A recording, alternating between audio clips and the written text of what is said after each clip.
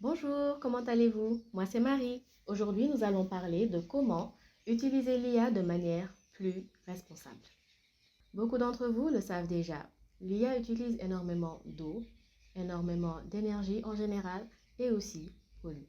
Je ne dirai jamais à bas l'IA, mais on peut toujours utiliser l'IA de manière plus intelligente afin de réduire notre empreinte. Alors, pour cet exercice, je me suis donné un brief que j'aimerais beaucoup recevoir. Donc, disons le brief de mes rêves, c'est si Nespresso venait au Sénégal et créait une collection Sahel. L'objet du coup de cette demande est de créer un branding pour les capsules ainsi que les boîtes et de créer aussi des visuels qui iraient avec chacun des parfums. Dans un premier temps, j'ai fait des recherches sur l'univers de Nespresso afin de pouvoir rester dans quelque chose d'assez proche.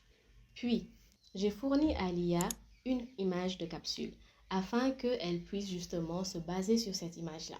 Et je lui ai demandé de rendre cette capsule bleue et de lui donner les motifs Fulani, les motifs Peul. Par la suite, j'ai eu cette image-ci. Ensuite, j'ai quand même insisté, je lui ai demandé de faire plutôt un grain de café au centre. Je n'étais pas du tout satisfaite. Et qu'est-ce que j'ai fait? J'ai simplement modifié la capsule que j'ai reçue. Donc, pour cela, je suis entrée sur Affinity Designer, j'ai créé les masques nécessaires. Je vous laisse aller voir des tutoriels qui vous permettraient de bien le faire parce que nous n'avons pas forcément beaucoup de temps dans cette vidéo. Par la suite, j'en ai fait de même pour la boîte. J'ai demandé à l'IA de sortir la boîte et bien évidemment, il y a toujours quelques petites fautes côté texte. Il y a toujours des petites choses à corriger. Donc, j'ai corrigé ces fautes-là manuellement et voici du coup la boîte que nous avons au final. J'en ai fait de même pour la collection d'Urbel. Donc, j'ai demandé à l'IA de sortir une capsule pour moi. Cette capsule-là ne me convenait pas. Au final, je l'ai manuellement faite en utilisant quand même la teinte que l'IA m'avait générée. Et donc, à partir de cela, j'ai demandé aussi à l'IA de me faire une boîte qui serait vierge afin que je puisse créer moi-même les designs que je voulais dessus. Donc, nous avons finalement cette modification-là. Alors là, nous allons maintenant arriver aux visuels eux-mêmes. Donc pour ce visuel-là, ce que j'ai fait, donc pour le visuel Futa, j'ai d'abord fait un petit collage. Très simple. Vraiment, vous pouvez utiliser n'importe quel outil. Je ne parle même pas d'un outil compliqué. Canva, vous collez ce que vous voulez, comme vous le voulez. Et puis vous sortez ça.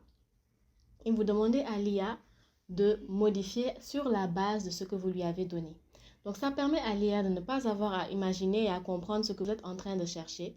Donc je lui ai juste demandé de faire en sorte qu'il y ait du café qui se déverse en grains, en poudre plutôt, sur la scène.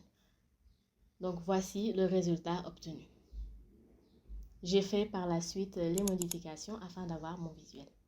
Pour Jurbel, nous avons la même chose. Donc, j'ai demandé à l'IA de me créer un visuel. Alors, la capsule a changé, certaines choses ont changé. Du coup, je les ai recorrigées par moi-même. Et nous avons maintenant ce visuel final. Donc, ne demandez pas à l'IA de tout faire. Ne vous attendez pas à ce que l'IA fasse quelque chose de parfait. Attendez-vous à ce qu'elle soit un assistant pour vous. Et toujours armez-vous vous-même de votre propre connaissance afin d'éviter le plus possible de gaspiller.